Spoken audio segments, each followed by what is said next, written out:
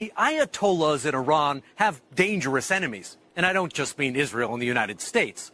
One of the oldest and most bizarre of them is called the Mujahideen Halq, and you'll be surprised to learn just how well connected they are and who they've been paying.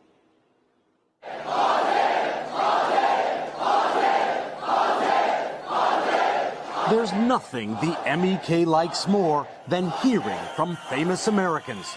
So long, of course, as they stay right on message. Overthrow of the mullah's regime. Regime change in Iran. Has to be regime change.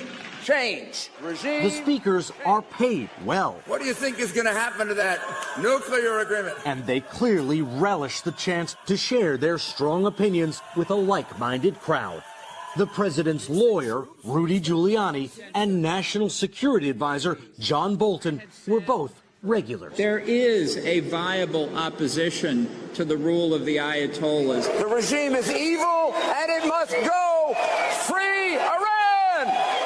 The MEK doesn't just want to free Iran, it wants to take over. And Giuliani seems to think it can. You're the vision for the future. You are the vision for the future of Iran. But that vision is much darker than these public gatherings reveal. The MEK has a sinister past, and its promises of freedom and democracy sound hollow to those who know it best. You can't trust this group. They don't believe in democracy. I don't think any decent intelligence officer in America will think that they're trustworthy. Masoud Khoderbande used to run the security detail for the group's ruthless leader, Maryam Rajavi, who dreams of seizing power in Iran for herself. How would you describe them if you could sum them up in a few sentences? I would put just two words: destructive cult.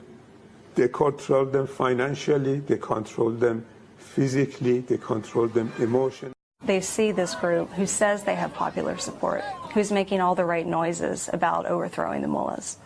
And they see that as a group that they can support. Journalist Joanne Stocker has been investigating the MEK for nearly a decade. She showed me a database of campaign donations to American politicians from organizations tied to the MEK. You've got people like George W. Bush, was given $1,000 in 2004. So I see here John McCain. So is this Republicans, Democrats? It's both. I mean, it goes across the aisle. So, McCain got $2,400, $1,000. But then, Obama's on here, too. Pretty small contribution. Sure. But when you get them coming in from 10, 15 people every single year, they add up. Thank you, ladies and gentlemen. But the speaking circuit is where it's really at. It is my great honor to present to you the most formidable list of American national security, military, political, and governmental leaders of my generation. They pay people thousands of dollars, tens of thousands of dollars to go to their rallies and to speak in favor of them. John Bolton never disclosed how much money the MEK paid him, but Stocker ventured an educated guess.